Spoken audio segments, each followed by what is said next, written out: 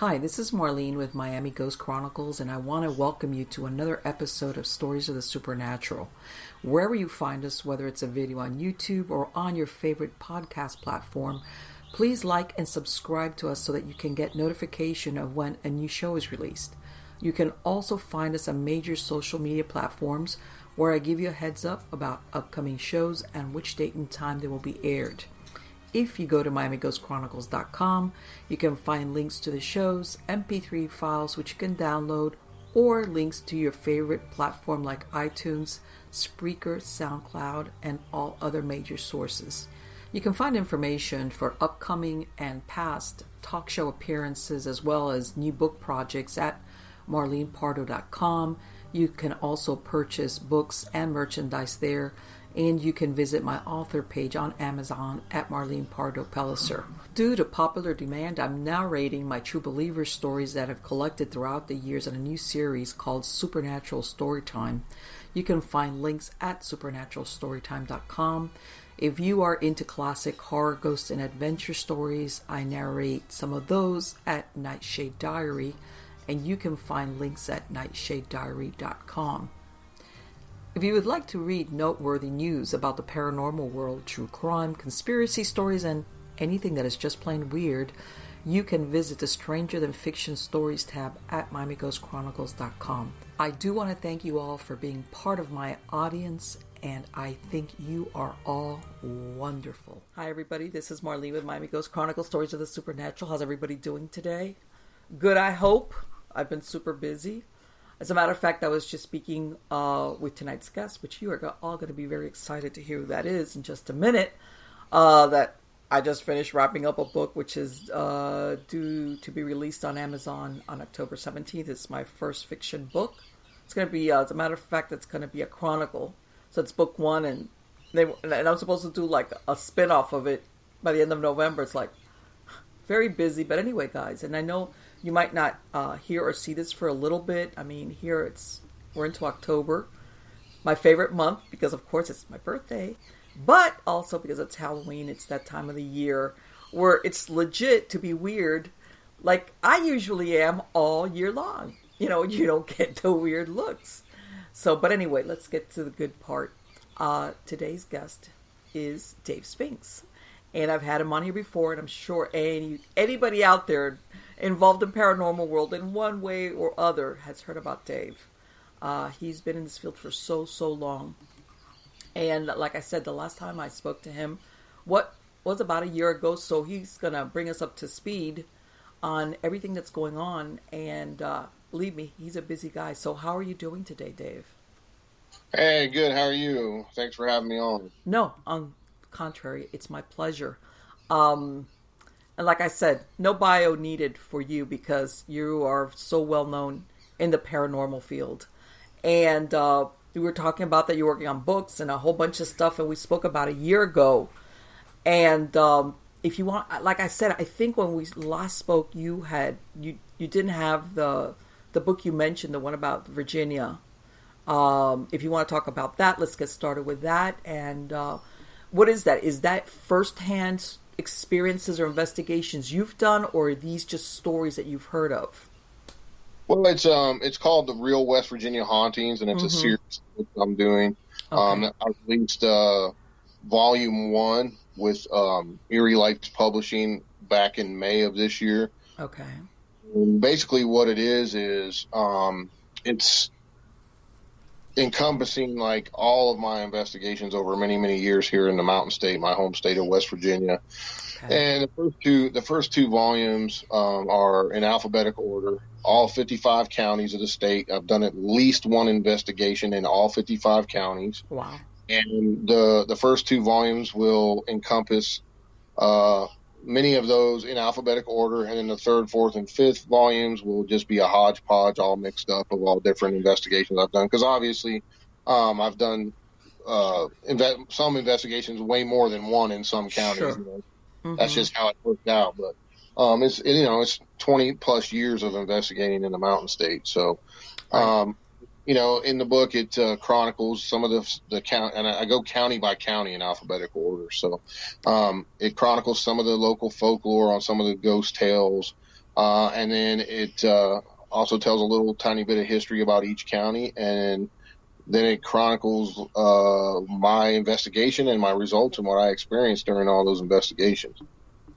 Great. Yeah, that personal experience. And like you said, maybe I take it sometimes you're able to go back more than once and do. But sometimes people don't realize that in investigations, Oh, sometimes you yeah. get to the bottom of it and sometimes you don't, depending if Yeah, you have access or not. yeah. Some of the actual cases that are in the volumes are ongoing cases that I'm still working on. Like Oh, it'll tell you in the book, this is still an ongoing investigation. Look for further, information in later volumes. So, mm-hmm.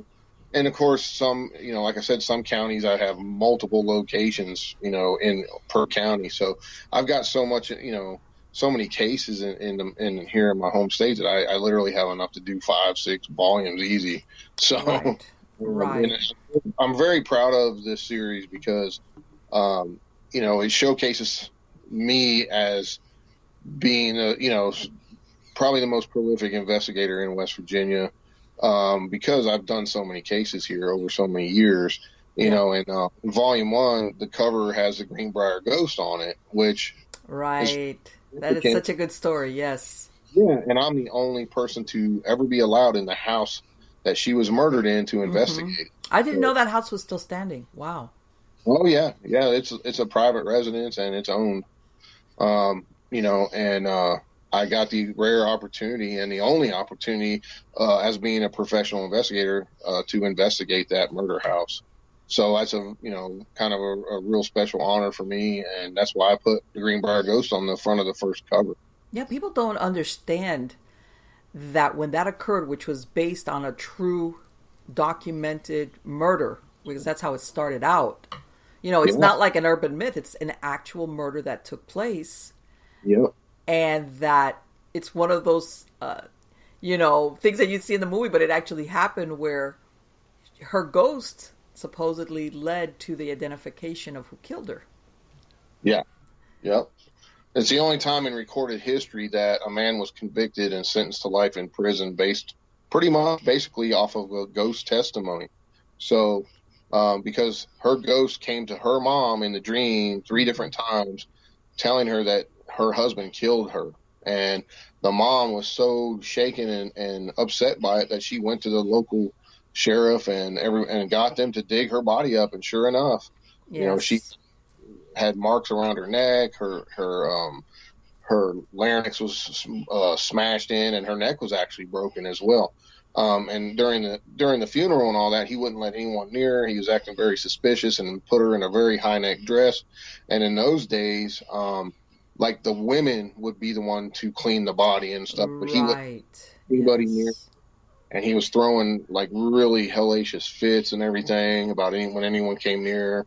So, it was pretty obvious that he was trying to cover something up as well. And he was convicted and sent to Moundsville Penitentiary, which is another notorious Yes, I've hot, been there. Yeah. Wow. Yeah, that place is. Woo-hoo. which is kind of weird because it's a lot of synchronicity for me because I've done, not only have I trained as a law enforcement officer in that prison many, many times, I Mm-hmm. also have investigated as a paranormal investigator as well. So I kind of have a little bit of a unique perspective. There's only a handful of people that can say that, and you can count them on one hand. So, But it's, he was that the guy that killed her. Well, that later on, her mom was. She did not like him to begin with, right? In other words, the mother-in-law right. was not too keen on him. It's almost like she kind of. Yeah. Yeah. He had a bad vibe about him, and come to Mm-hmm. find out, he had been married several other times, and all his other wives came up mysteriously dead too. Yeah, So people he didn't was a realize serial. back then you could just move away a little bit. That was it, and start fresh, and just hope nobody like remembered who you were or anything like that. Yeah. And he ended up dying up there a short time later in the prison where he's buried on the property in an unmarked grave. He's just got a number. Right. I think it was some either epidemic or something that went through the prison, right? That he caught it and he just like. Yep. But I thought when people don't realize that, I mean, of course, coming from her mother, but people don't realize that for the lawn. What was it that he said that had happened to her originally? That she fell down the stairs, or what was it? The excuse that he gave that why she died. Yeah, they tried to say it was like fainting illness. That they didn't have a lot of good medical back in those days, so right. They theorized that the way he set it up to make it look like she fell down the stairs, but he was at work and then he sent a young boy on an errand to the house to use him as a patsy to find her body. Right. And they found her at the bottom of the stairs. But there was a lot of suspicious the way it looked and everything. Of course, he ran and got help, and that gave her, his name was Trout, the killer's name, her husband. And he gave himself an alibi saying, well, I was at work. I was here. I'm innocent, whatever. Right. And he got it for a short time, but then when they dug her up and re-examined her, yeah, it was clear that she had been killed. So let me ask you, in that investigation, is he there also haunting, or? What I got in that house is it's more residual, I think, than anything. I did get a growly man's voice saying his name was Trout, and I also had a female voice when I was doing EVP sessions and ghost box sessions. I asked who killed you, and it said clear as a bell, Trout, and it's actually on my. You can go to my YouTube page and check out the Greenbrier Ghost Investigation, and you can see those results on there. Wow. So it's some pretty compelling stuff. Yeah, people don't realize that they've actually got like a historical marker set up because of this. This is really, people, but sometimes you hear these stories, especially that happened so long ago, and it kind of like warps out and it becomes urban myth, but people don't understand this was all based on fact. And of course, when it went to the courts, they took notes of everything of the entire case. And then they actually have raised a marker showing where all of this took place. And chances are that even with suspicion, unless it was for her mom having those dreams, he would have gotten away with it.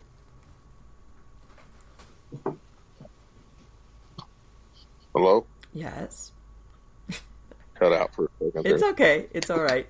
Now, let me ask you, when you went to Moundsville, unfortunately, I was just passing through. I didn't have a chance to, but you could tell that place is like that. That's the one that's got that, what is it, the Sugar Shack? Is that that area down there that they said the guards wouldn't even go down there? No, it was that's where most of the debauchery and all kinds of bad stuff happened there, in that area. It was too dangerous for officers to even go in there, even though they did on occasion, but it wasn't too smart, I've done numerous investigations up at that penitentiary and got some of the most compelling stuff, and I've seen a camera fly across the room and smash, numerous EVPs, cell doors slamming, up in the higher up tiers that are closed off to the public, and all kinds of crazy stuff. Yeah, and you saw when I was there, they, of course, they did, they only take you to certain areas, but you could tell that some of these prisoners, not surprisingly, they were like into Satanism or devil worship. They, they would put all these things on the walls, scratch it, paint it. Oh yeah. Well, see, a lot of people don't know the history of Moundsville. The reason it's called Moundsville, and it's actually the locals call it the City of the Dead, because literally, when the white settlers came in, they pretty much built the city of Moundsville right on top of ancient mound builders. It was a whole city of Native American ruins, and that was built by the ancient mound builders, and they pretty much leveled it, desecrated all the graves and everything else, and built the town that is known as Moundsville right on top of it. So that is so interesting. People don't realize sometimes what the land is about. And right across the street from the prison is the largest mound on the East Coast. And there's two of them. There's one beside the prison and one right in front of it. And they have a museum there and everything. And the prison sits directly on ancient ruins. And when they were building that prison, it's built with hand cut stone, and inmates would die, and they basically just buried them in the walls too, as well. So you have all these. I didn't know that. Oh yeah. And, not to mention all the numerous just grisly deaths that have occurred on inmate. And they had the huge riots there in the 80s. And, What a crazy interesting fact about that prison is up in the warden's area, they uncovered actual giant upside down pentagram that was built into a structure. Are you serious? Yeah.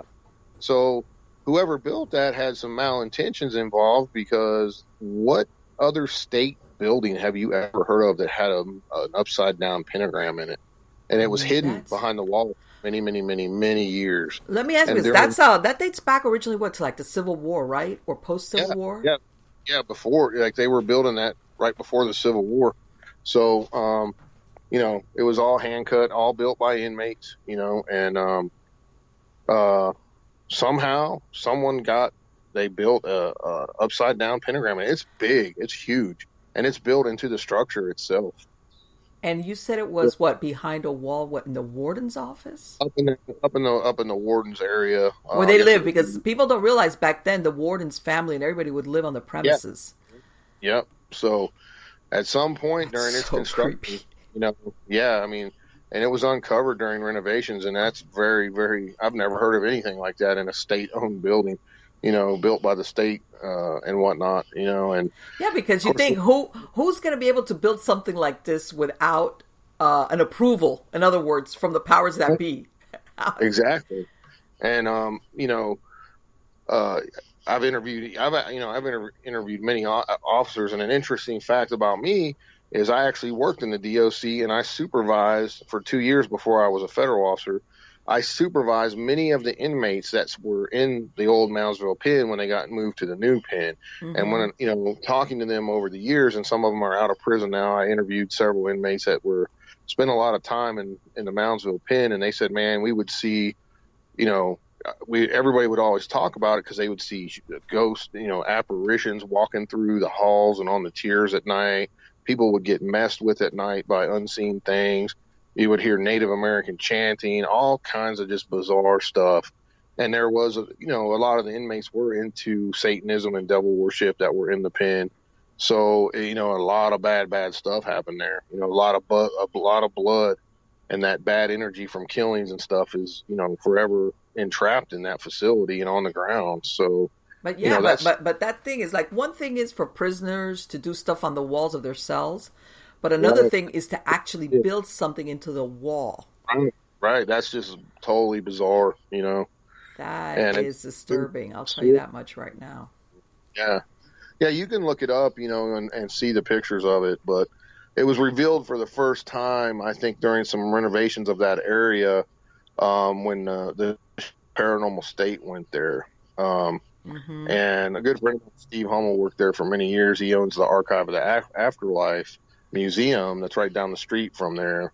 Okay. And he's got some artifacts from the pen and stuff that he's purchased over the years that people had sold on eBay. He's actually got one of the executioner's caps from the electric chair there in his museum. Wow. That was on 8 inmates' heads as they got fried. And that artifact is very, very active. I bet. And they also have a gallows there also, as far as the drop. I saw in one of the buildings. Yeah.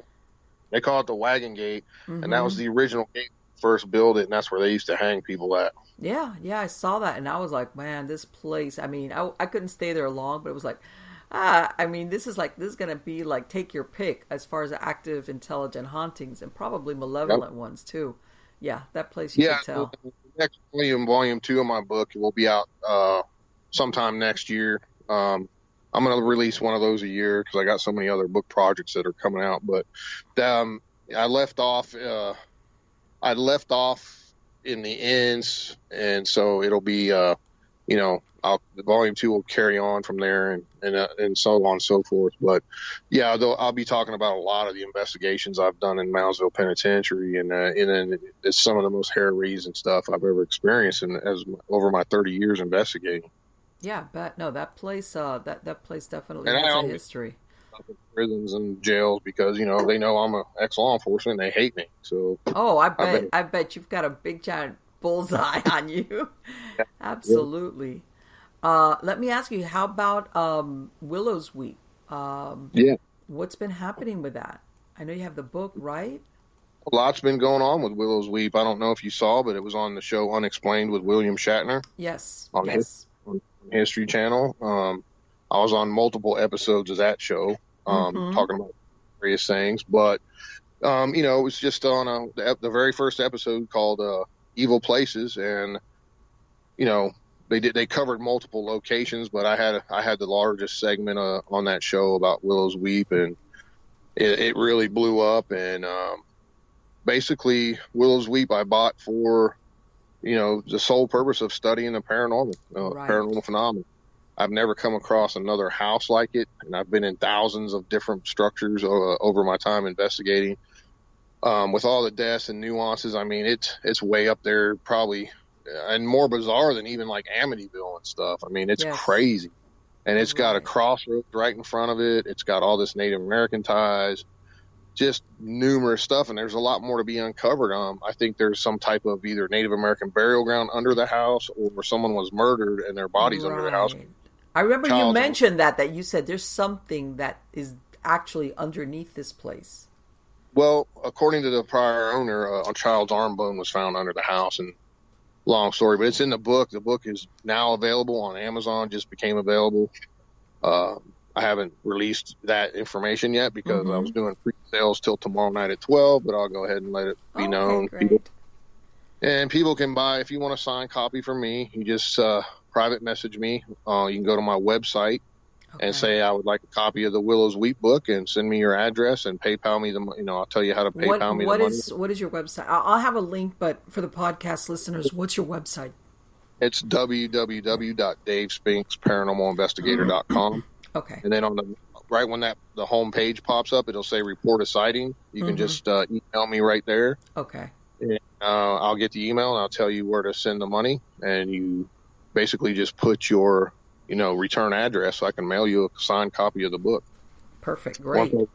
Once I receive your PayPal payment. Sure. So, So you're not going to, in other words, if you want it, like you said, with you signing in as the author. So definitely that's a plus. I'll make it personal, just tell me how you want it signed to whoever. And I'll say, to Sue, for example, Dave Spinks, however you want it signed. So that way, if you can't catch me at an event or something, you can get a signed copy of my book like that. Fantastic. If you don't want a signed copy, you can go to Amazon and order one as well. And if you have Amazon Prime, you get free shipping. So let me ask you, as far as the phenomena, does it extend out like into the area besides the house? You know how sometimes there's like a perimeter that sometimes surrounds a house where you still get things happening. Some of the locals I've talked to said they've, the whole area has activity going on. And that's, again, another large Native American site that dates back to the mound builders, another area, so, we're running into this more and more with these ancient Native American sites, so there's definitely some ties going on there. That they have found, I'm not saying that that's what's there because I don't know, but they have done discoveries that some of these ancient mound builders, they did engage at certain times in human sacrifice, that they would dig these pits, and that they would perform human sacrifice. Most of the times they think that it was spurred by, famine, drought, disease, something happening. But you never know really what might be there. Yeah, I mean, it's just, it's crazy stuff when you think about it all. I mean, it's all interrelated. And, I don't care what religious background you have or spiritualism or whatever, but to me, when burial areas are desecrated or interrupted, that can cause paranormal activity in itself, Sure. Because, even the more modern Native American tribes, they talk about that these mound building sites, or these ancient mounds and stuff, those were taboo areas even for them, because they knew there was stuff involved with that they didn't want to mess with. Yes, and people don't realize that sometimes they specifically chose certain areas for burial because that's not the place for the living. In other words, we can't live there, so we might as well just use it for, in other words, either they found that there was a gateway, whether it was a vortex, or there was some type of elemental there or something, and they on purpose chose that as the place to dispose of their dead. Mm-hmm. And yeah, it wasn't like, oh, let's just that place. No, there was usually a reason why they chose certain places Well, yeah. to. The shaman and their medicine men are very in tune to areas that have high energy. They would Mm-hmm. often use those places to perform ceremonies, to cross over into the other world and come back, and all kinds of different things. So who knows what kind of doorways were opened or never shut or whatever, Sure. because I really feel that Willow's Weep, that house itself, has a portal in it, and stuff comes in and out of there at will. And it's Right. definitely in some time somebody either conjured something very negative into that house. And I know there's witchcraft stuff being done in that whole area, and Okay. as well, and even in the house as well, there was some stuff done. And I think that some type of evil entity actually controlled some of the people in that house to the point where they ended up killing themselves, because there's so many suicides involved in that house. It's not even, Right. The there's no, odds are yeah, just it can't be coincidence. You know what I mean? So if you sure. look at it from a law enforcement officer, there's something that are causing these people to just kill themselves. It doesn't make it, that's, the odds of that are slim to none, that many people committing suicide. And I just got a recent one that's connected to the house too, that nobody knew about. So Really. I'm still gathering information on this house, and I think it goes way, way, way deeper than anyone even realizes. And you know what? And that's another thing, because sometimes there's stuff that happens that gets really documented, especially if there was a crime or a murder, or if there was a sale or it made the newspapers. But sometimes a lot of these things, especially when we're talking a few years back, some of it doesn't get documented, and you find out just by sheer chance. In other words, you could do Well, here's research. another weird aspect of Willow's Weep too. Um, there's decades where there's no records of anyone specific living there, Right. because they rented the house out, and the record Yes. of those people living there are nowhere. It's only the owner that owned it. They paid the Yes. property tax, and that was it. Right. The deeds So, is only going to show the owner, not the renter, of course. right, and there's decades that I'm trying to track people down that lived in that house. And the years that I do know the people that lived there, I mean, all these bizarre, tragic, crazy deaths happen, and normal deaths too. So it's just the unknown in this place is unreal, and there's probably even more deaths that have occurred in there that nobody even knows about, Yes. because they weren't on the property. They were renting or whatever, so they weren't on the records. So and some of the older folks that were there around those years are dying off, so it's becoming harder and harder for me to find any information. I'm getting Yeah. second and third hand information, but then I go try to track it down in the local courthouse, and I can't find anything because the house is being rented out. So the stuff I already know is just off the chain with crazy stuff. I got I got a guy that came to me recently, wants to make a movie, Hollywood style movie, based Mm-hmm. loosely off the events, which is fine. It brings attention to the house and whatnot. And at the same time, we're going to film a documentary that involves me, the prior owner, and many other investigators sharing what they've encountered in the house, their evidence and whatnot. And we're going to talk a lot about the crazy energy that's in that area, the Native American aspects, and a whole lot more that goes on in that whole area over the years. So, I think that story of this house needs to be told, because it's one of those ones that you just can't overlook. It's way, way up there. And as far as paranormal activity and experiences by numerous investigators over a small amount of years since the last owner had it, it's just crazy. I mean, we've got video footage of balls rolling around in the house on their own What? with nobody in the house, doors slamming. And then one of the doors slammed so violently that the innards shattered. So the former owner, Brenda, put these big, heavy rocks in front of the doors, and there's video of them shutting with those rocks, pushing the rocks. What? That takes so much force to be able to do that. Just the amount of energy that something would need to manifest and be able to move a solid object like that is crazy. I've got footage of, and this was all taken off security cameras that she had in the house when nobody had been in the house for months, Mm-hmm. because she renovate this house for her son to get a start in life, and so much activity was going on they couldn't even do it. Power Right. tools turn on by themselves, not even plugged in. Stuff would fly across the room. People were getting scratched. she sold the house to me because she said that she felt the house tried to kill her and her husband on 2 separate occasions, and she was done with it. She just didn't want to even do it anymore. I mean, he had a heart attack and and he was in perfect health, never had nothing wrong with him, and that both happened when he had was working on the house. You know what? And people don't realize also, when we were talking about this thing with the renters, where when you do have people sometimes that are involved in either some type of conjuring or dark rituals, they on purpose look to try to occupy properties like this, even as a renter. Yeah. You know what I'm saying? And when they're in there, it's almost like they know that this thing will telescope or magnify whatever they're doing. So they on purpose seek out properties like this. And then, of course, nobody ever is the wiser as to what they were doing or invoking when they were living there. Right. So, yeah.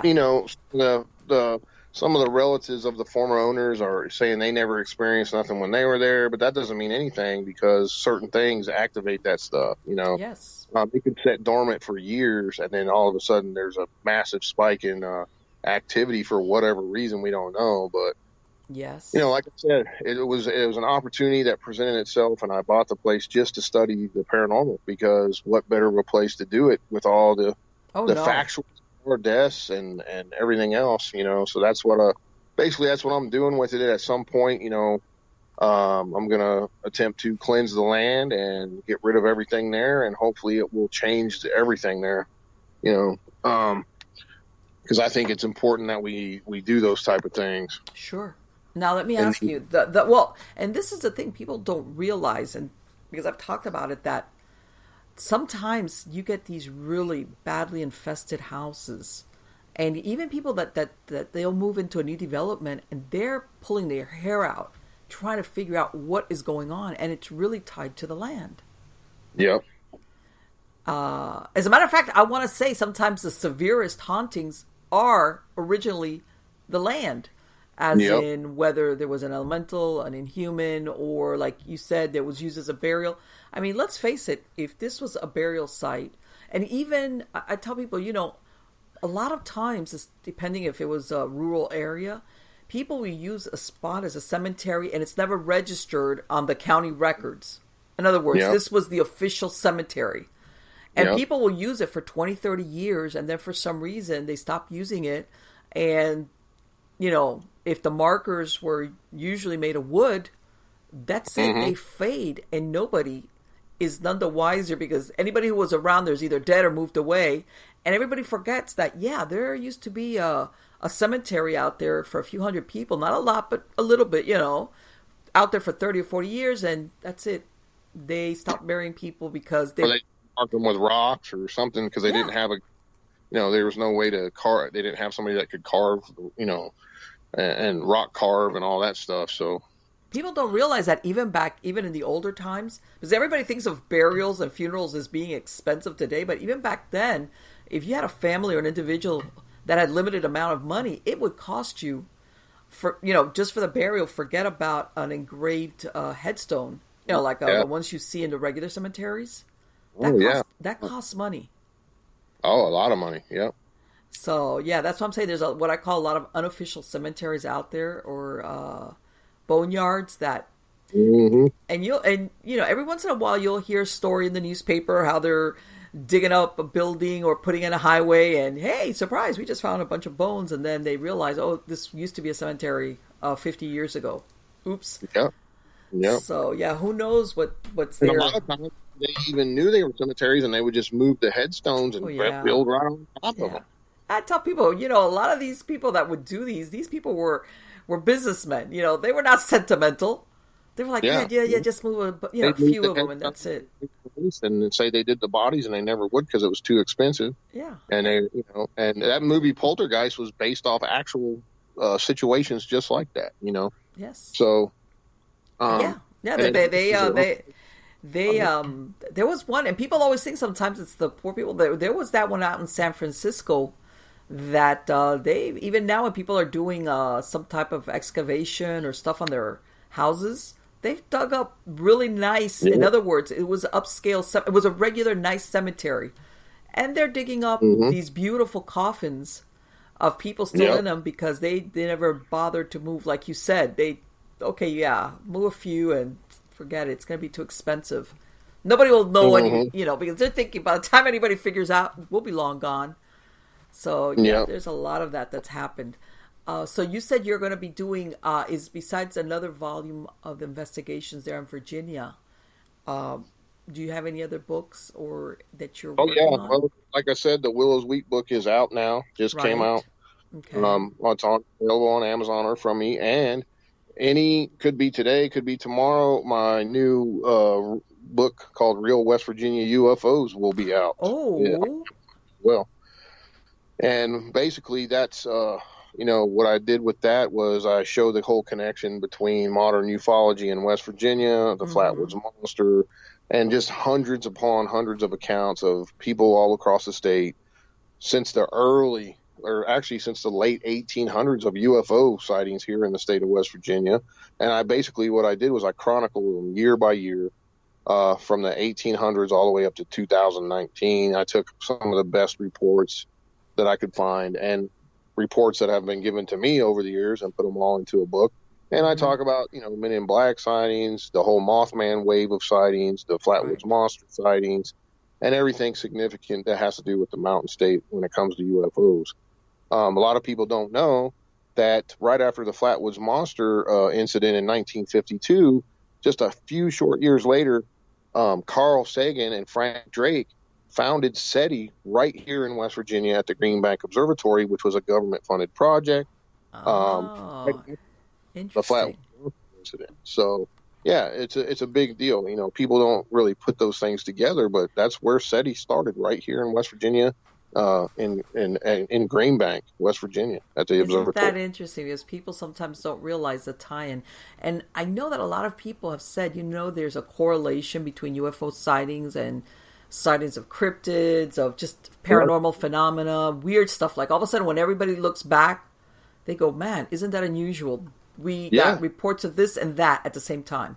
hmm Well, yeah, and that seems to be an ongoing theme because a lot of the recent Bigfoot sightings all around the country, people say, for instance, they see some strange lights in the sky, and then in the following days, there's all these Bigfoot sightings, or vice versa. They see there's these Bigfoot sightings, and then there's strange lights seen in the same area.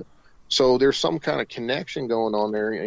As an investigator, you have to take a look at those type of things outside the box, so to speak, and say, hey, is there Yeah. a connection between, are these things ETs, interdimensionals? What are these things?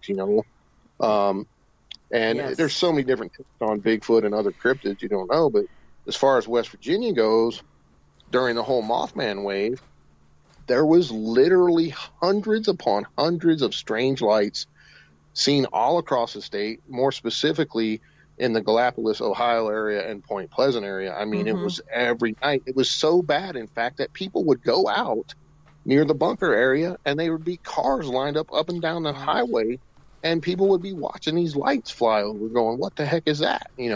So I talk about a bunch of that, and I put in a bunch of the sightings that were in the local papers and everything. Mm-hmm.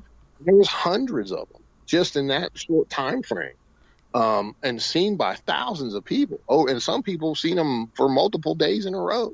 So Right. there's And definitely it's and something it's to like it. yeah, and let me ask you, do you think, looking back, and especially based since you've done so much research, do you think that Mothman was an observer, or a warning system, or caused it? Because there's always different versions of what they think Mothman represented.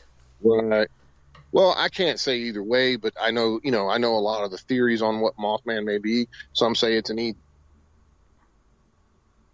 creature. Some say it's a cryptid, and it Mm-hmm. even dates back to ancient cultures. There was a flying demon type creature by the ancient Sumerians and others that they refer to as Pazuzu, Mm-hmm. and they Right. would worship this thing, and it was said to be the harbinger of doom and all this stuff. And Right. this, Mothman flying creature or similar type creatures have been seen all over the world, before these tragic events take place. Right. Earthquakes, tsunamis, bridge collapses, whatever. So what is this thing? Is it some kind of guardian? Is it when you see it, are we supposed to take that as an ominous warning that something bad's going to happen? Right. Or did it cause these things to happen? Is it a demonic type creature? Yes. Now, on the show In Search of Monsters, I investigated.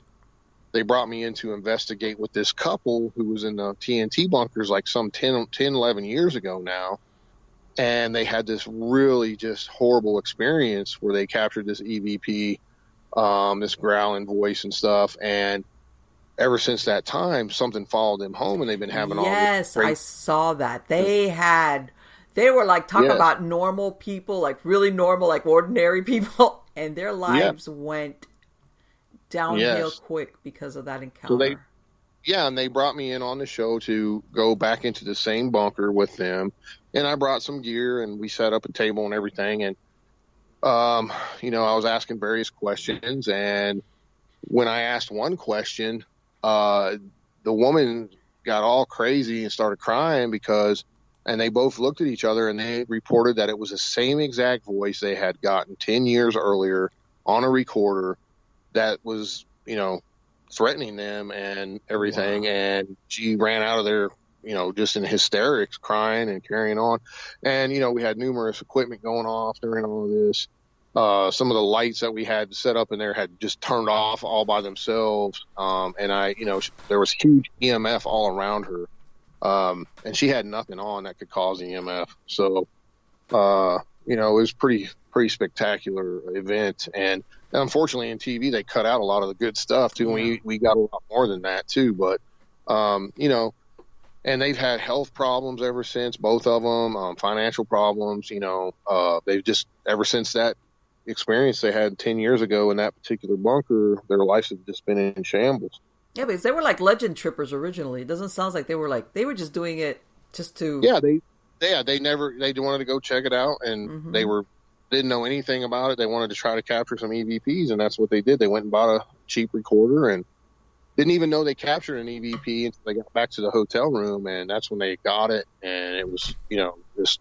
And then ever since then, one day he was driving home from work, and he claims that he saw something black in the middle of the road, so he slowed down, and then a creature that looked like a Mothman type creature just stood up, spread its wings, looked at him dead in the eyes for a few seconds, and took off, flying. Wow. So it always makes you think, okay, are we talking Mothman? Is there something, other entity?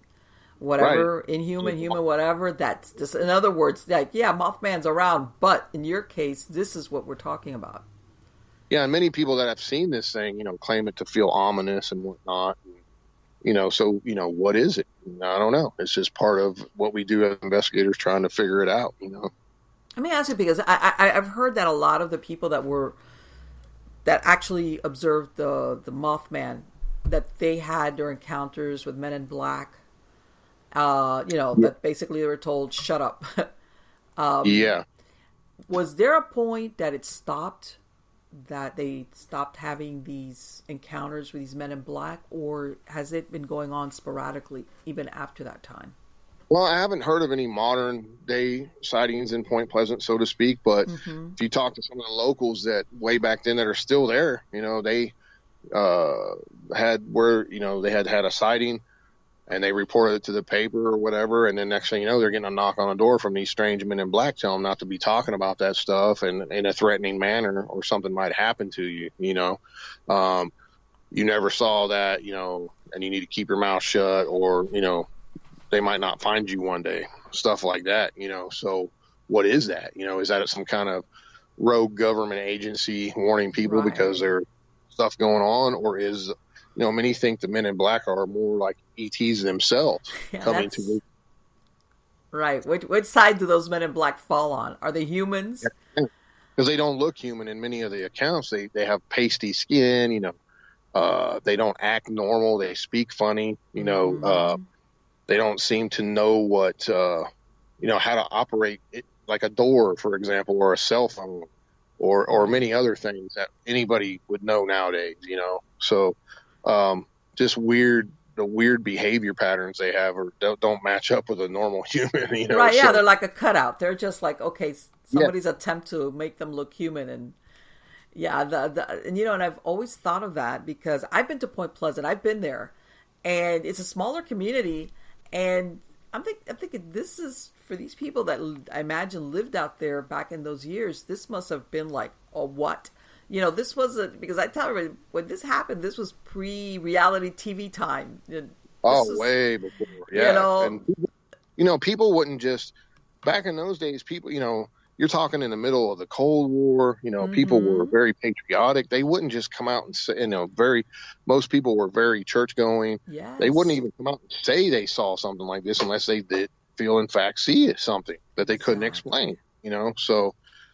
Yes. And even then, many that saw it probably didn't even tell it because they were scared to death it was some kind of demonic creature, and they didn't even want to give it any kind of attention, because folks think if you talk about, around here, this is the Bible Belt, so folks think if you talk about that stuff, the more chance it has to come upon you, so.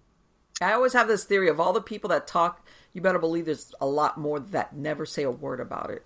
Well, yeah, and that's how it is here in West Virginia, even with other creature sightings that get reported to me. I get all kinds of accounts, and they talk to me because I'm a local, and because, but they still will not, you can't use my name or whatever, Sure. But back in 58, I saw this. I was hunting and this happened. Right. I just want the story told, but don't use my name. Right, but sometimes people, I tell people, sometimes people carry these stories around with them for years. They don't tell friends or family because... Right, they just want to share it with somebody to get it off their chest. And this person is like, this guy's not going to think I'm weird, it's not going to laugh at me and tell me I'm crazy. And I got to tell somebody, that this happened to me. Maybe once, maybe they had more than one sighting. Let me ask you, Dave, in that area, have they had any sightings of dogmen out there? Oh, yeah. Yeah, there's reported dogmen sightings. All over the state. Some could be misidentified, I think, maybe as a Bigfoot, or vice versa, or even a bear, depending. But we do have a lot of black bears here in West Virginia. Right. So, right. And sometimes it makes you wonder what people see. Mm-hmm. And I know that a lot of hunters, sometimes the stories come from hunters that you think, well, this person, if they spend time hunting, they know what they're looking at. Yeah, that's the thing. See, most people here in West Virginia are very familiar with all the game animals because most of the state is rural and mountainous. Mm-hmm. And even in the city, you'll have deer walking your yard and everything else and all kinds of, animals. So, it's just a wild, that's why they call it wild, wonderful West Virginia, because the whole state is mountains and full of woods. And I live on top of a mountain surrounded by millions of acres of woodland, so, we have it all. I see bear out here in my yard. I see deer and every creature you can think of, foxes, you name it, hawks, owls.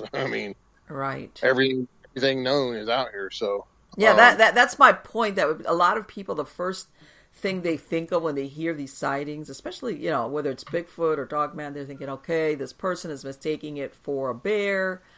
And I think to myself, yeah, maybe. Some people, they could say, but when you live in an area, you're familiar, like you said, with the wildlife, whatever it is. Yeah. And most West Virginia boys are, they grow up in the woods hunting and fishing. They know what every animal is. Mm-hmm. And when they tell you something that they know it wasn't this or that, you better listen because they're telling you they experienced something they can't explain and it scared the crap out of them, Right. So you got to take it to heart on all these things because, Yeah. And I've got accounts from state troopers, doctors, lawyers, teachers, you name it. I've got it on all kinds of strange creatures of the woods of West Virginia. So yeah, and sometimes, like I said, there's you do have people that do go out there looking for their encounter, but a lot of times, a lot of these sightings happen when people are not looking to have an encounter. Either, like you said, they camping or they're going down the road. Yeah. And they have a hard time wrapping their head around it. I know that. Yeah. It's like, because people don't realize it. I tell everybody, if whenever you have that one, this does like a paradigm shift for you. Because all of a sudden, you think, okay, if like inside my head, if I go down that road and say, this is what I saw, then what else is out there? Right. That I think doesn't exist, or you only see it on a movie. God, a lot of people, that scares them very badly. Well, that's, I often talk about that on radio shows and whatnot. People are absolutely terrified of the unknown. If they can't explain it or recreate it scientifically, they don't want nothing to do with it because it literally scares the hell out of them.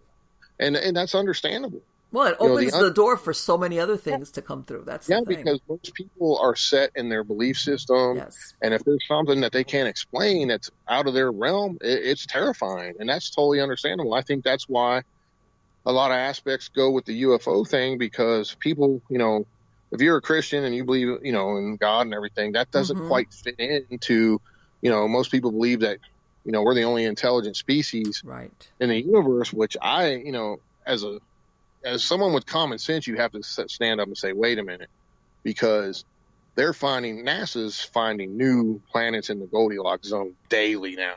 I mean, with these new high-tech telescopes they got out in space. Right. I mean, they saw a planet the other day, I think they said was the size of Jupiter, that is in very near to us. That's in the Goldilocks zone, and it looks just like Earth, but it's almost the size of Jupiter.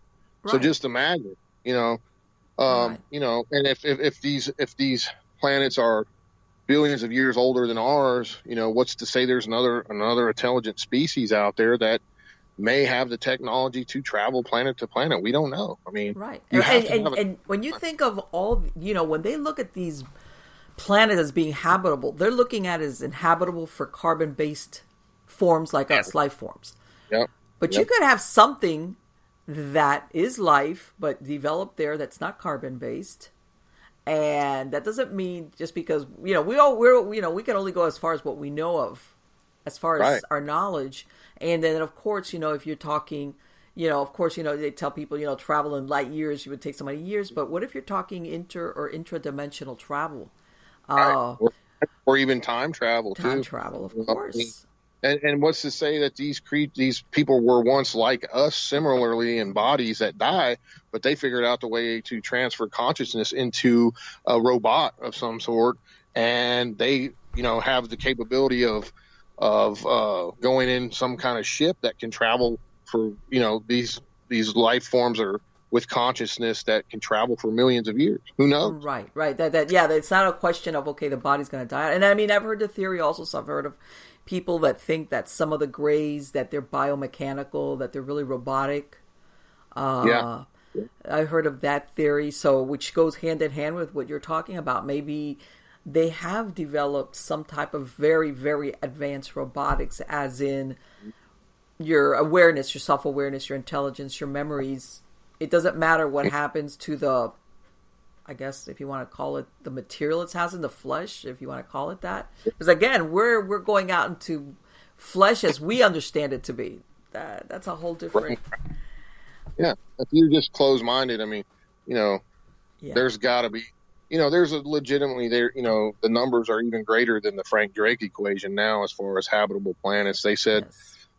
They said it's as many as a grain of sand on a beach. There's that many out there because they figured out formulas that are showing that, based on the known universe, that there's as many habitable planets as there are grains of sand on a beach, any given beach. So that's phenomenal if you think about it. Right, and which leads to the thing, because I know that there's the theory that that we've been having visits from extraterrestrials for hundreds, if not thousands of years.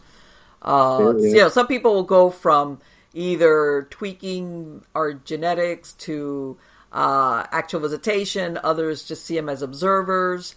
And then, of course, we can get into there's more than one with different intentions. As a matter of fact, I was just reading an article that came out that I want to say it's up in Oregon. They had this. They've had another slew of cattle mutilations. Where and I saw the picture and I was like, what? The carcass is complete. I mean, but the body of the cattle, as a matter of fact, there were bulls. It's like if you took, of course, no blood, all the organs are removed. In other words, this is not the way predators eat. It's almost like if you took something and you deflated it, yep. And the head is there because it was freshly discovered. It's not like it's skeletal. And of course the hide is rare. It lies on the ground, but there's nothing inside of it. And you're like, how did they do this? This is not, predators don't do that. No. And the government wouldn't do that either, or probably doesn't even have the capability to do that. But if they wanted to dissect animals, they wouldn't go on some rancher's field and do it. They would just buy a bunch of cattle up and take them to wherever they're going to do it and do it. They wouldn't leave them out in the middle of the field. Well, the thing is, and again, like let's rustle these cattle and whatever, and of course we could go around there. Many of those things, it was they say they find the carcasses and it was like as if they were dropped from the air. Yes, there's no foot tracks around. Yes. So. Yes, it's very interesting, and I myself have thought, okay, let's go with the ET version. I mean, how many cattle are you going to take, and why? Why cattle? I mean, like, at some point you're thinking, okay, biology study, but I mean, how many times do you need to look at the cattle? It's really weird if you want to, because of course we as humans are always looking for the why. Why are they doing this? Some kind of food out. I don't know. Wouldn't that be? They're not vegans, is that what you're saying? Yeah, I mean, who knows? I mean, anything's possible at this point. Of course, yes. And I mean, there's a lot of theories behind that. Missing people, that a lot of them are alien abductees and they're being used for some kind of food source or experiments. Nobody ever finds them or hears from them again. Well, then we go into that territory, and I'm sure you've heard of all these people that have gone missing in the national parks. I mean, oh yeah. When you take out the ones that that there's possible suicides, or they've been taken by animal, when you put those out of the mix, there's still a very high amount of people that just basically disappear, vanish. Yep. Vanish. Yep. That's also I mean, that's a whole nother rabbit hole that people can go down as far as what's you watch David movies on Amazon. Really good. They're really good. They talk about some significant cases and that just that will blow your mind. And he's done a great job of researching all that stuff. No, he's crunched the numbers. That's the hard work. I tell everybody, people don't realize how much hard work is involved in that. And one of the things that also to me is, I don't want to say disturbing, but in a way, yes, is why has he had such a hard time getting the numbers from the government as to missing people? Well, there's a bunch of reasons for that. Number one, we don't know. There's a whole conspiracy theory, if you will, about Truman making a deal with aliens way back when, and exchanging human bodies for alien tech, Right. And that's one. And then another one is, the government doesn't want to come out and say, hey, we know there's ETs here and they're taking our people and there's not a damn thing we can do about it. And which I hate to say it, but that's almost like more likely than anything, because I tell everybody, what is the government going to say when they say we are at their mercy when it comes to stuff like that? Yeah. And who knows? Maybe they told us, if you say anything, we'll just obliterate the whole earth. I mean, or whatever. Who knows? Yeah. Or we're just gonna thing that can't handle it. A lot of the experts say, well, if the government comes out and says that the Earth's been being visited for millions of years by ETs and we're some kind of weird DNA project or whatever, it would flip. People would flip out and the world would go into chaos, which is a definite possibility. But I mean, let's say, like you said, maybe the extraterrestrials came and they, like you said, they made a deal with, let's say, we're going to say U.S. government, but from what I understand, this has happened worldwide. And they'll say, okay, you know what? We're going to let you keep control and we're not going to come out and just steal people everywhere.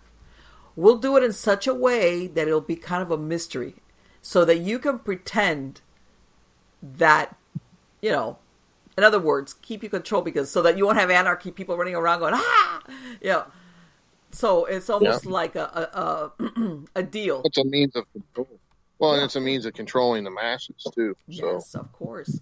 Yeah, there's a lot of stuff there that, like I said, he's done so much crunching, and when I used to be an investigator for the state, and I know usually. I understand, believe me, how easily people can go missing. People don't realize.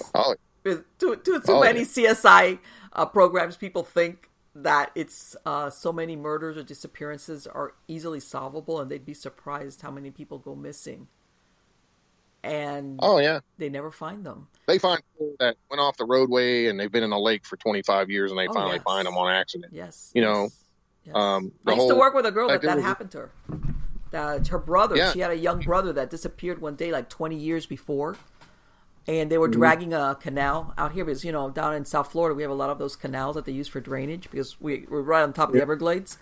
And they found him like 20 years later. They found his vehicle with him inside of it, or what was left of him. But yeah. Yeah, yeah. I mean, it happens all the time. They find, same with here, we're dense woods, and people go off they have a heart attack or whatever, and they go off into the woods, and they've never find them a couple years later. Oh, there's a car down over this steep bank. Look at that. Yes. They go down, check, sure enough, a dead person in there Let me tell you something. that had been missing 5 years. Yeah. I mean, like I said, South Florida, we don't worry about that because we're flat down here as far as, highways. But, on the other side of that is we've got the canals, which there's a lot of them out here. Yeah, I went to school at FIU, so. Oh, okay. So you're familiar with it. And some of these canals Yeah. can be really deep. People don't realize some of them, or these rock quarries that they've made along the highways, some of them can be really, really deep. But people don't realize that even now they find sometimes skeletal remains, especially skeletal, which means, of course, we don't have fingerprints and, sometimes DNA evidence. First of all, it takes so much time and effort to actually pull DNA. And luckily now medical examiners, with these John or Jane Does, they leave them there for a while and they try to scrape some DNA evidence in case down the road they can connect it somehow to the identity.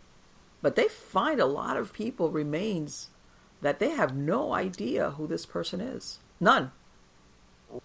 Yep. And the ones that are the ones where, people are out in the woods with their family and they're right there and they turn around and next thing you know, they're gone. Nothing there. We had something like that happen like in 2012. Everglades National Park, we had that. An older man, he was originally from Oregon, and he was traveling with his family in one of those big RV camper deals. And they had gotten down into the Keys, coming back out. They went into Everglades National Park. They parked. They got in there like in the afternoon, and I've been there. And at the time he was there, especially in the wintertime, there's a lot more, tourists.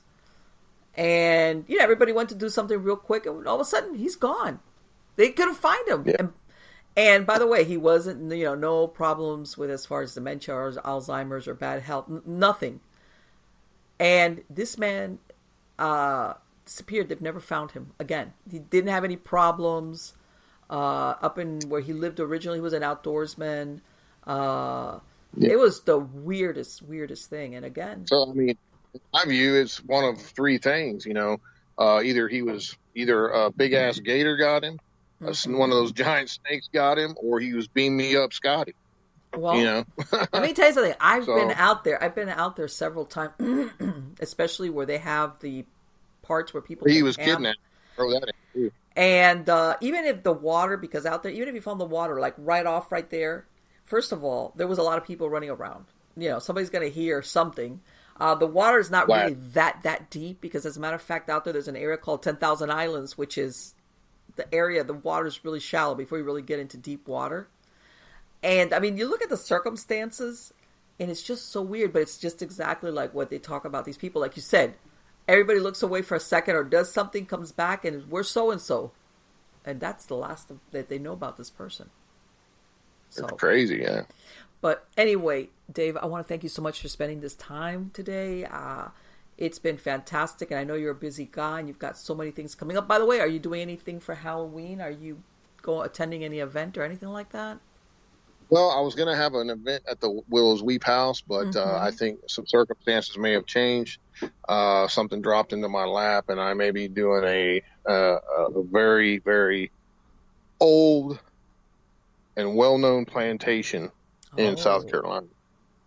Because I just don't have enough people that want to come to the Weep event right now. So, okay.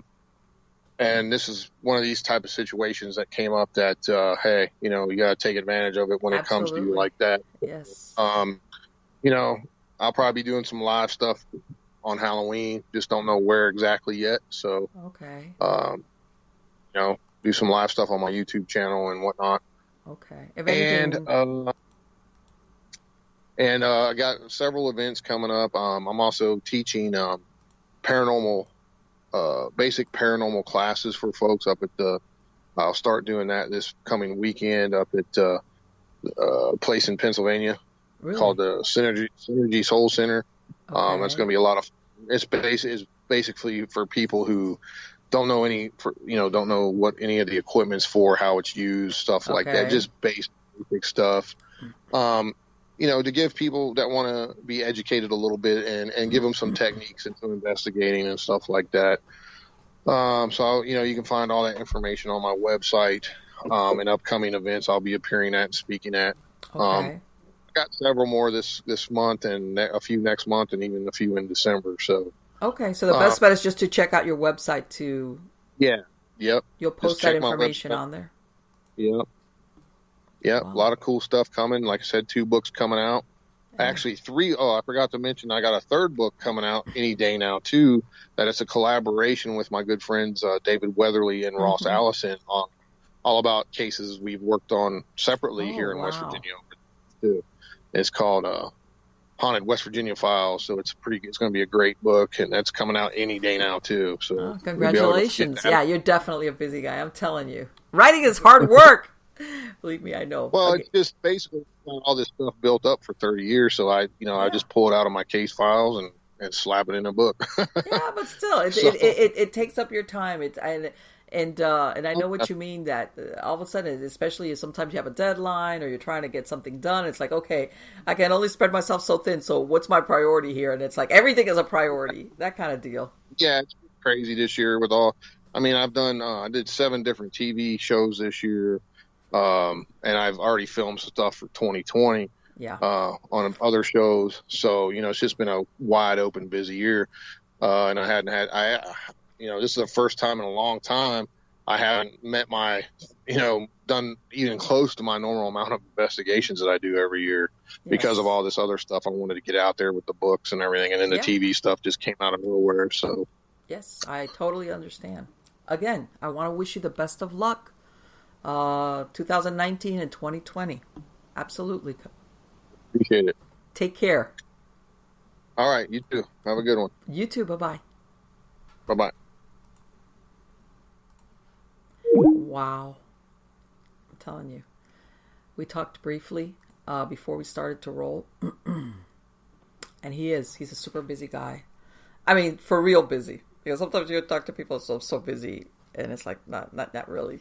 No. And you have to understand that in the middle of this, there's such a thing as called living, like normal stuff, which is uh you know, um you know, saying, "Hey, I got to take care, of I got to do groceries. I might need to go to the doctor. I have an appointment. I got to take stuff to the cleaners. I've got to my that stuff is still there in the background going on when you're being pulled in 100 different ways. So my point being, I'm very lucky that I got Dave to talk about it, and he's got a lot of things. So again, I'm gonna have a link to his website, but if you want to get an updated version of maybe what events or what books he's got coming out, your best bet is to go to the website.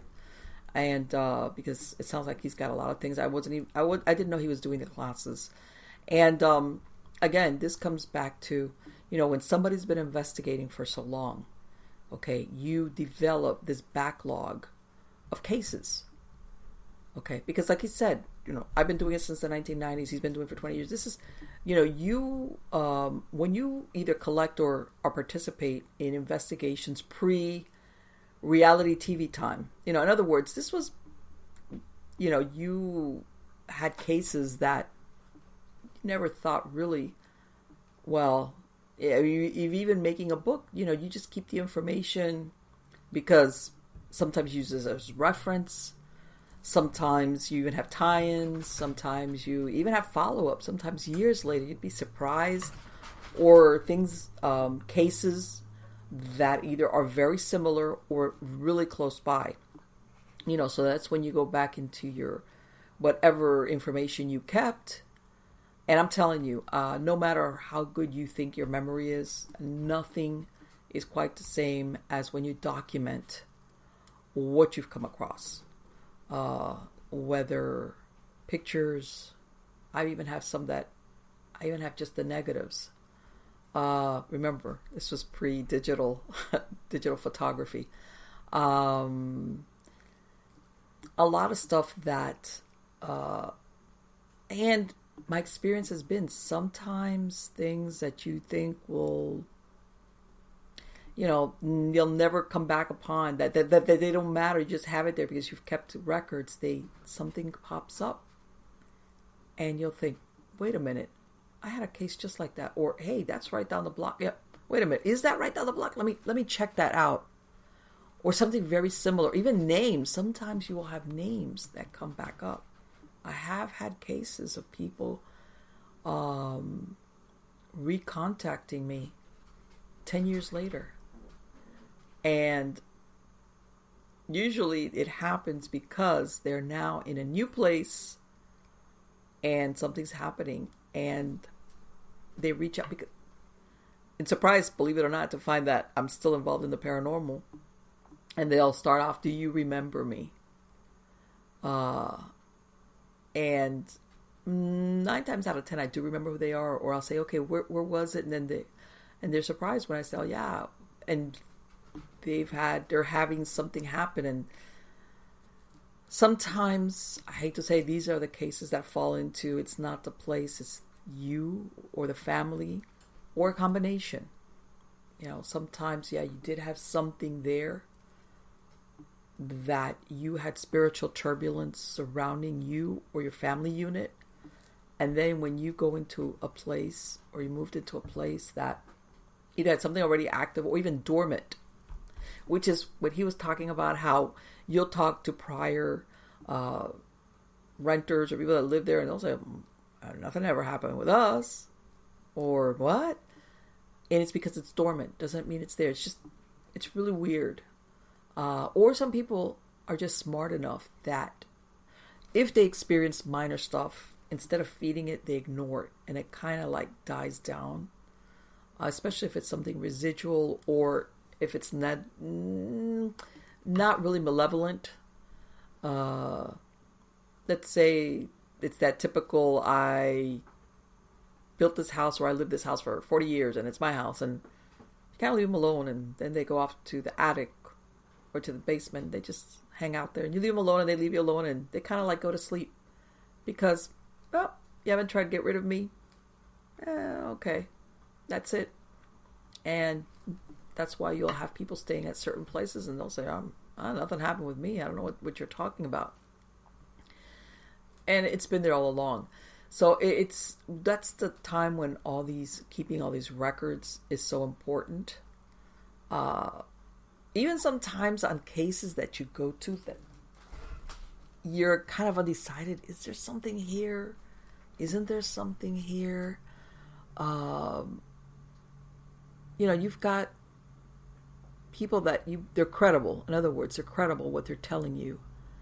And you go there maybe more than once, but you just don't get any evidence that's really, that you couldn't, I don't want to say debunk, but that fall into that gray area where it is, but not really. And you kind of like leave it at that. And then something happens.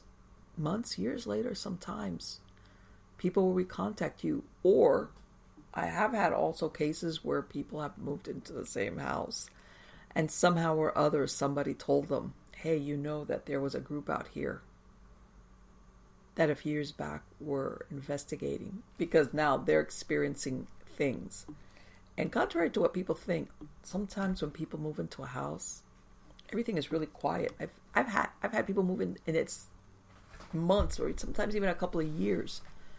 that they'll move in and nothing's happens, and then stuff starts happening, and then they're like, huh? And then they kind of like, either a neighbor or somebody tips them off and say, you know what, the people that used to live there, something was going on because they had a paranormal group, or they had somebody come out here and do this or that for them. They had a blessing, and or basically, sometimes, depending on the relationship you have with your neighbors, sometimes neighbors will talk to neighbors and, say, man, I've got all this weird stuff in my house. How about you? And then eventually, years pass, they move away, but that neighbor next door is still there.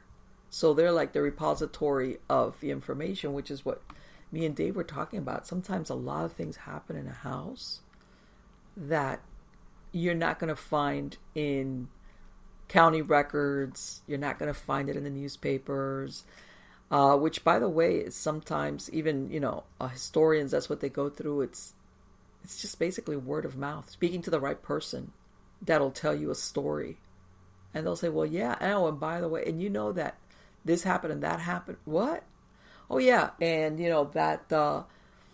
that person that supposedly committed suicide, it was written up in the newspapers as a suicide. Well, you know what the real skinny on that is? Well, we think that person was killed by their husband, wife, neighbor, business partner, but you know what?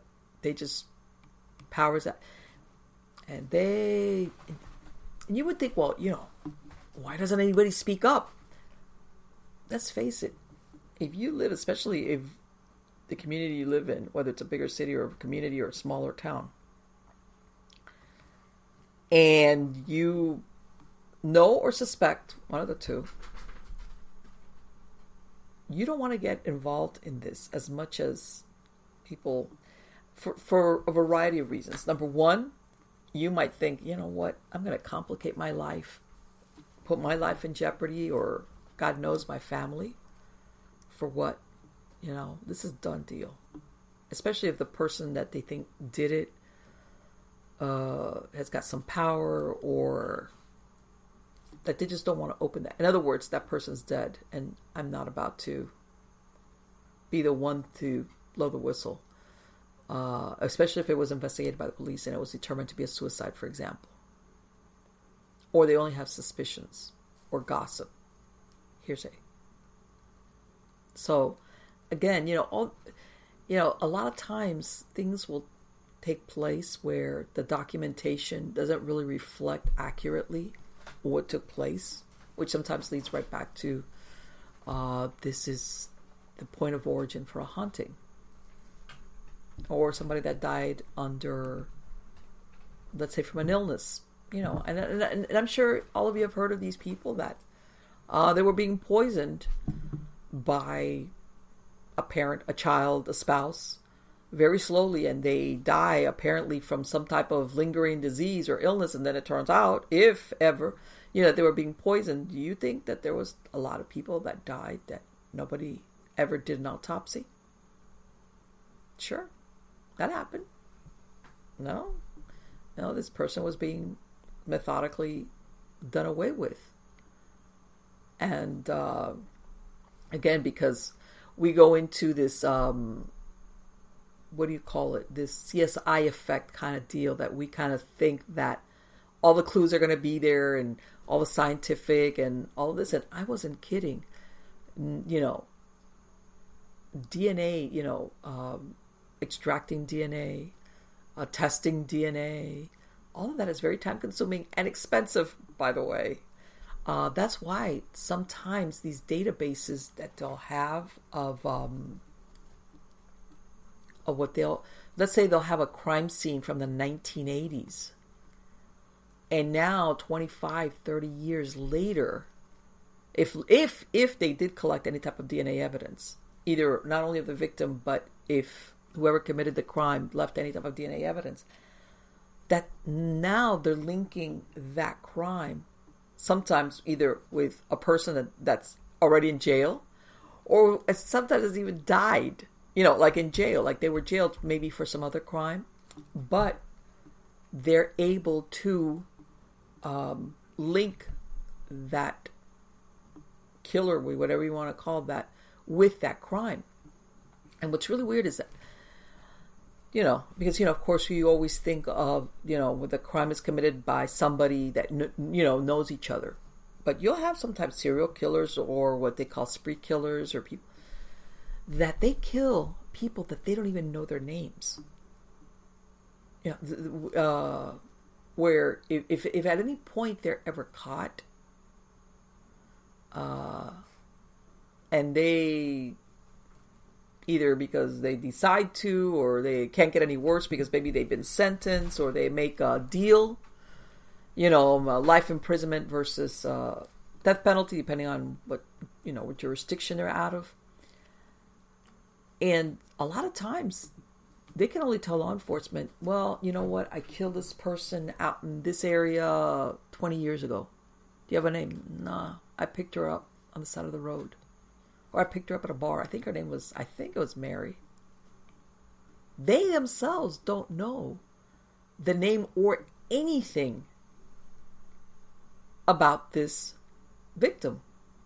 And then they'll say, well, where did you dump the body? I threw it out of my car in a ravine. Or I can't remember. Because of course what the police is trying to do is they're trying to, they've got all these missing people or skeletal remains that have been found, and they're trying to link them up.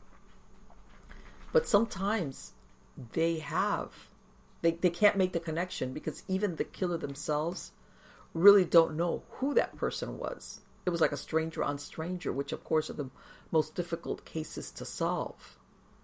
Okay, so that's what I'm saying, that that CSI stuff, that is not always the way crimes are solved. And like I said, there's a lot of murders and disappearances that are never solved or identified or even made aware of.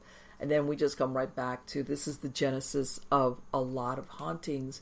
Because sometimes, if we're not talking the person that committed the crime, the perpetrator, we're talking these victims where they're tied to the earth plane because they were killed. Nobody knows what happened to them. Who did it to them? Maybe they might be tied thinking, my family never knew what happened to me. Or who did it to me.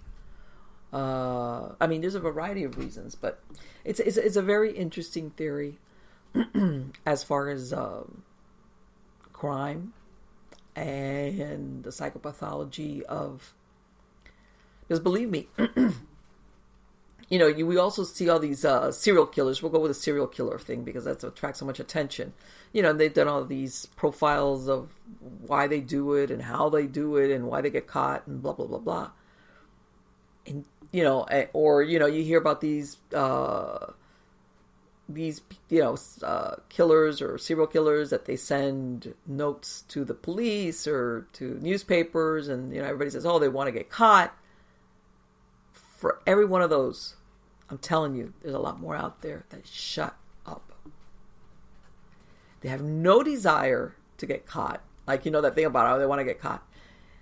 They're not stupid enough to send a note to anybody. That bragging thing, I'm so smart, I can outsmart the police. Believe me, there's a lot of them out there that whether they think it or not, it's like they're not out to prove anything. Only thing they want is to keep killing people, whatever it is that they do, without being stopped. Okay. And some of these killers are very intelligent and others are not. And yes, some of them are narcissistic, which means those are the ones that want to engage in the recognition of, I'm so, you'll never catch me kind of deal. And then there's others that their prime directive, if you want to look at it, is I want to be able to continue to kill people, or even if, let's say, as they get older, they're like slowing down, they have no plans to spend the rest of their lives in a jail cell. They don't. So they're very careful about that.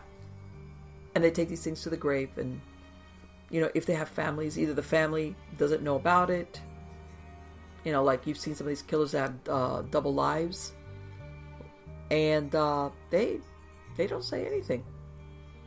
the best kept secret is that you're the only one that knows. They know that, and they implement it.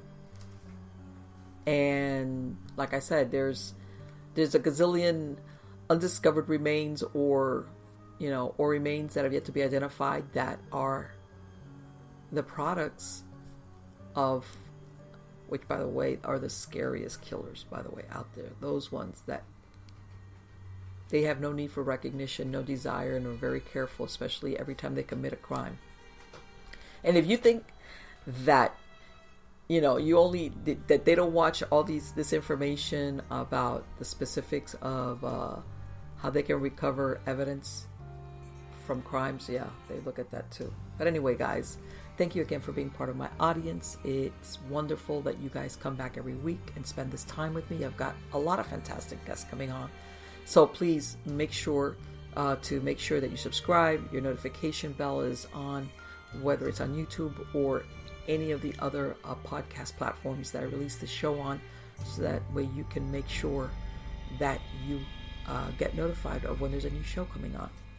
Take care.